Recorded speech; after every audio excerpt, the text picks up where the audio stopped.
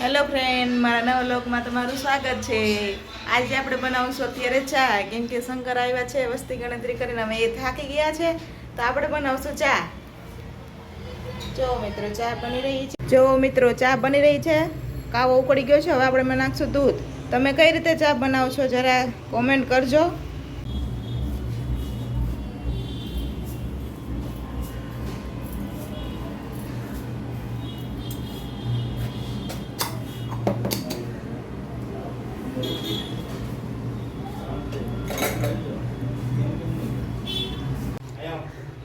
જો ફ્રેન્ડ, આપણી ચા ઉકળી રહી છે।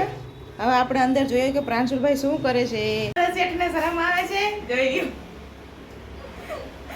ઘરે જાય, ઘરે આવી જાય એટલે આ ગંજીમાં બહાર જાય એટલે હીરોને જેમ તૈયાર થાય, જોઈ લો। આખો દિવસ આમ જ જોઈ, જો શરમ આવે। પ્રાંશુલ હાય, હવે બેસી ગયા છીએ અમે ચા પીવા બપોરના 12:30 વાગે, કેમ કે શંકરને પીવો તો ચા। જો બાપુ કેવા બેઠા છે રાહ જોઈને।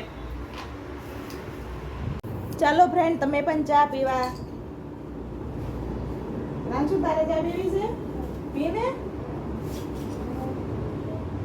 અમારા પ્રાંશુલભાઈને ગમે તેટલું કે પણ પ્રાંશુલભાઈ ચા પીવે નહીં।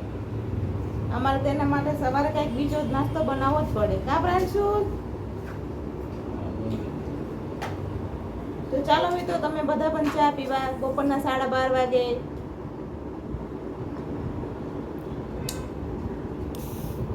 ચાલો ફ્રેન્ડ, હવે ચા પી લીધી, હવે જાય છે આપણે બપોરની રસોઈ બનાવવાની તૈયારી કરવા।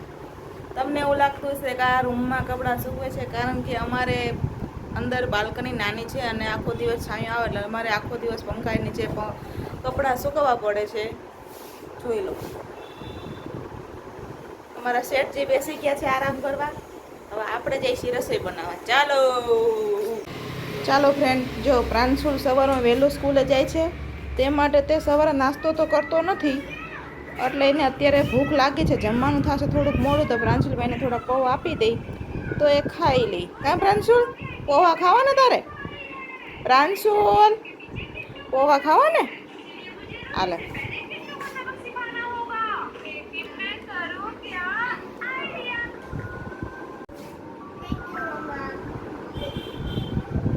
જો ફ્રેન્ડ, અમે હવે જમવા બેસી ગયા છીએ, બપોરા કરવા। જોવો પ્રાંશુલભાઈના નાટક।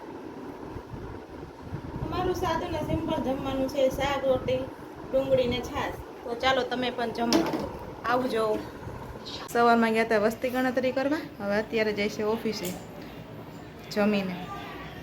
જો ફ્રેન્ડ, આ મારો નવો વ્લોગ તમને ગમ્યો હોય તો લાઈક કરજો, શેર કરજો, સબસ્ક્રાઈબ કરજો।